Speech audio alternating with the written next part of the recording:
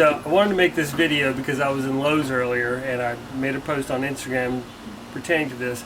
I saw these people buying these generators for Hurricane Dorian coming up the coast. You know, I started asking some of them, what are you going to use these for? And they said they wanted to use it for, you know, just run a couple extension cords in the house, have lights, TV, fan, refrigerator, and that's an awful lot of money to spend just for those few things. And if you look at it, you're going to have to stock fuel, extension cords, things like that, because on the post I showed you that that generator will run for about 12 hours on a full tank of gas. So after that, you're kind of out of luck. So I'm going to show you how you can use something like this. This is a power inverter. It goes on the battery terminals on your car, and I'm going to show you how to run your lights, your TV, a fan, and a refrigerator, all off of this, all using the generator that you have in your garage right now called your car. So I want to show you how you can do that and not spend $900, but you can get one of these and do it for less than $100. So let's show you everything you'll need. You have the Schumacher 750 watt, 1500 peak watt power inverter. I bought a 1 to 3 splitter, just a small cord that has 3 and then 2 USB ports. And I didn't buy a couple of extension cords. Most people have those around. If you don't, you'll have to buy a couple of extension cords. Total cost for all of this, let's see if we can zoom in right here.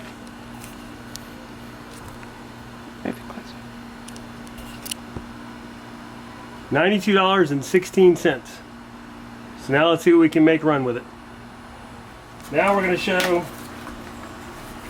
how you put this guy together. It's going to come with several things.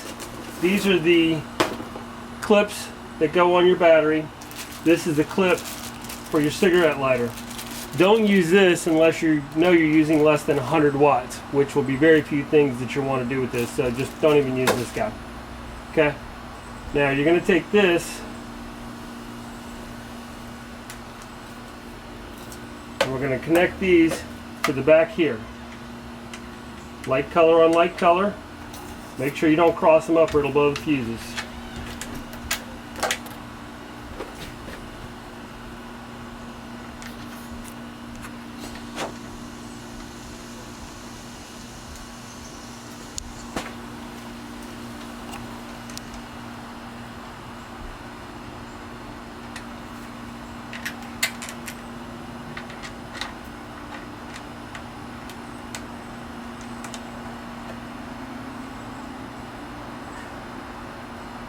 Okay, you need one other thing to make this work.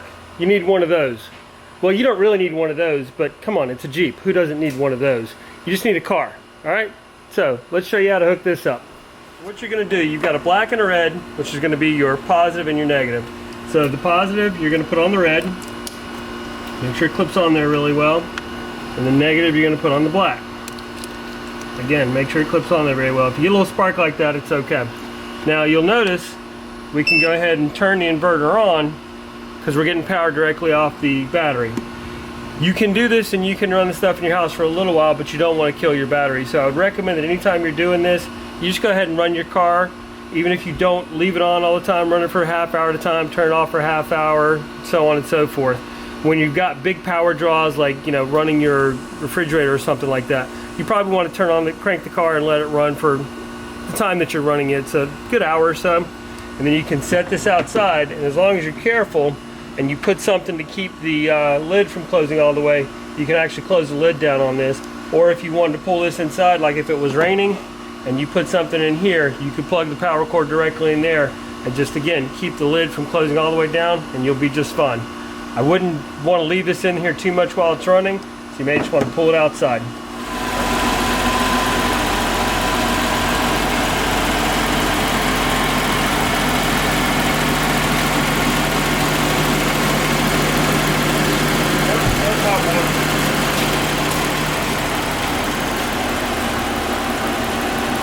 Now we're ready to plug this in. You can see you've got 2 plugs here and a USB port. If we're running an extension cord up into the house, we really only need one of these. So we're just going to put this guy in here, and then let's go upstairs and run it inside the house. Put your cord through. I'd recommend you pull it through a window since you're not shutting the door or anything on it. But then set a towel right here, and that's going to let you close the window, keep bugs and stuff out, but then it also won't let you shut it down on the cord. Just keep it a little bit safer. So now we've got the inverter running on the card, and these are all the plugs for the TV. Okay, cord's hooked up to here, then up to this splitter, and we're going to go ahead and plug this in. Okay, so come here, look. So we got the TV on. Okay, so we have the TV and everything plugged into our extension cord going out to our inverter, and now the TV's coming on.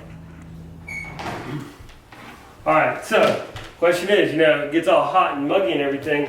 What are we going to do to combat that? We can't really want to run a window unit off of this, so let's run a fan. This little inverter will run a fan, keep you cool.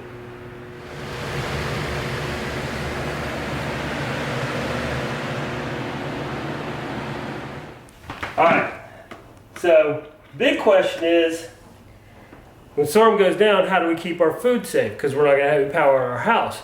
Will this run a refrigerator? Let's find out. We just plug this in. Let's go plug this into the fridge.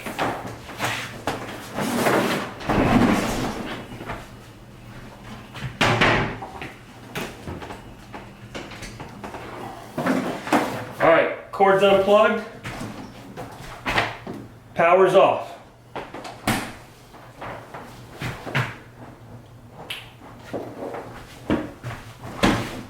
Just like that, power's back.